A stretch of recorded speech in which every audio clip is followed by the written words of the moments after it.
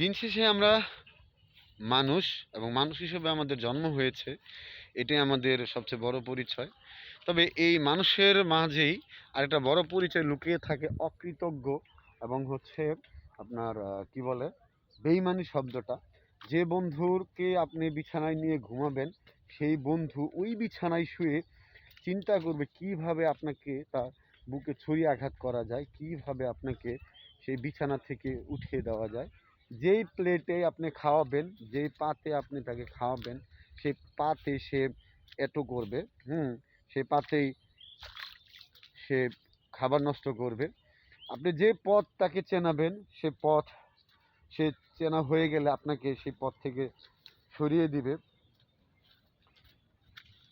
যেই জায়গা আপনি তাকে চিনাবেন, সেই জায়গায় সে নিজেই লুফে নিবে আপনাকে ছোট করে।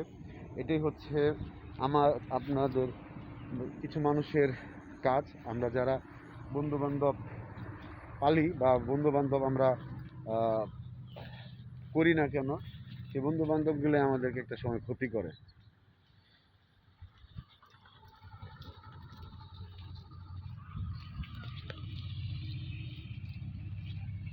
মানুষরূপী কিছু হিংস্র প্রাণী আমরা পালি, দিন শেষে এরাই আমাদেরকে ছোবলটা মারে। হ্যাঁ, বনের পশু যদি একবার ধরে হয়তো ছেড়ে দেয়, কিন্তু ওই হিংস্র মানুষগুলা আপনি যখন ধরবে এরা আর ছাড়ে না, এরা তিলে তিলে আপনাকে আমাকে ক্ষয় করে দেয়, খেয়ে ফেলে, সোজা সাপটা কথা। হ্যাঁ, এরা এদের মুখোশ পরা থাকার কারণে, মানে মানুষের আড়ালের যে মুখোশ, সেই মুখোশ পরা থাকার কারণে আপনি এদেরকে চিনতে পারবেন না, ধরতেও পারবেন না। বিষয়টা হচ্ছে এইরকম।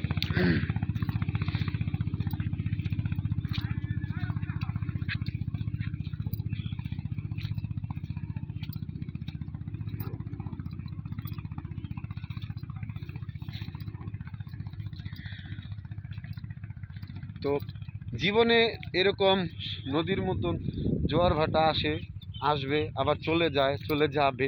সেম এরকম অনেক বন্ধু আপনার সুসময় আসবে, আবার দুঃসময় থাকবে না, আবার দুঃসময় থাকবে, সুসময় আসবে না। তো বন্ধু আসলে যাচাই বাছাই করে করা উচিত। প্রয়োজন প্রয়োজন না হলে কারো প্রিয়জন হওয়া দরকার নাই, আর প্রিয়জন না হলে প্রয়োজন আমার মনে হয় দরকার নাই। তো এই কথাগুলোর অবশ্যই তো কারণ আছে, যেগুলো আমাদের জীবনে ঘটেছে, সেই কথাগুলোই বললাম আর কি। যে মানুষ উপকার করলে যত বড় বাস পারে তত বড়টাই দেয়, কেউ থেকে কারো কম দেয় না।